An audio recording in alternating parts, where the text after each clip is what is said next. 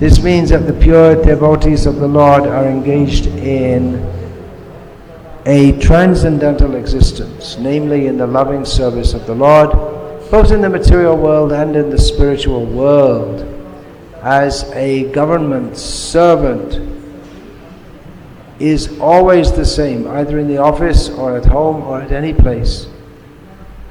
So a devotee has nothing to do with anything material, for he is exclusively engaged in the transcendental service of the Lord.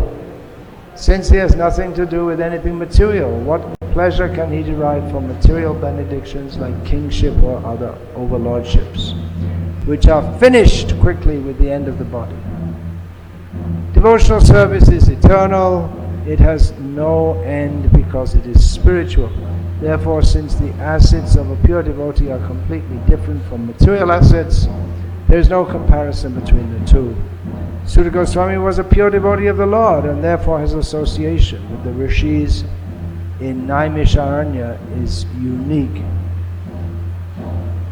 In the material world, association with gross materialists is veritably condemned because it is materialist spiritual. Is called the yogic, as one who is much attracted to material entanglements,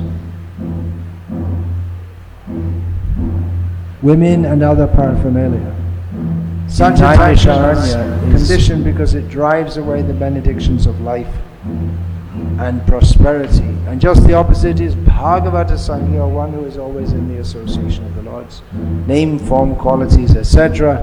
Such association is always desirable, it is worshipable, it is praiseworthy, and one may accept it as the highest goal of life. Tulayama lavernapi na swargang na punabhavam Bhagavat Sangi Sangasya Martyanam Kimutashashaha. The value of a moment's association with the devotee of the Lord cannot even be compared to the attainment of heavenly planets or illusion from matter, and what to speak of worldly benedictions in the form of material prosperity, which are for those who are meant for death. This is one of the more famous verses of the Bhagavatam. Exactly the same verse appears in the 4th canto in the discussion of the Prachetas. There are quite a few verses in the Bhagavatam which appear more than once, especially verses from the verses which establish philosophical principles, mostly from the 1st canto.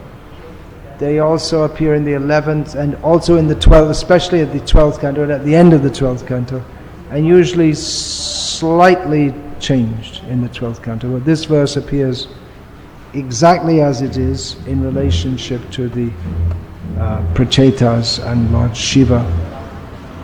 This verse is also quoted by Krishnadas Kaviraj Goswami in Sri Caitanya-caritamrita and is from time to time quoted within Srila Prabhupada's purports. So it's not one of the most quoted verses, but it's an often quoted verse. Within this verse we get the seed or the idea of the well-known verse from Caitanya-caritamrita. Sadhu Sangha, Sadhu Sangha, Sarva Shastri Hoy, Lava Matras, Sadhu Sangha, Sarva Siddhi Hoy. That all the revealed scriptures state that Sadhu Sangha is stated twice for emphasis. That if we get association with sadhus for even a moment, then we can attain all perfection. The same word is used, lava. Lava matra in Bengali, only for a lava. And here, lavanapi. So the word lava is, Srila Prabhupada translates this as 1/11th of a second, which is an approximation, which seems to be a very short time. How much benefit can you get? We're supposed to go on hearing, just like that verse I've been quoting. Shruyatang Shruyatang Nityam Giyatam Giyatam Muda Chintyatas Chintyatas Bhaktas Bhaktas Caitanya-caritamrita. Go on hearing regularly. Caitanya-caritamrita. Sing it regularly. Consider its subject matter regularly. So how are we going to get perfection in a second?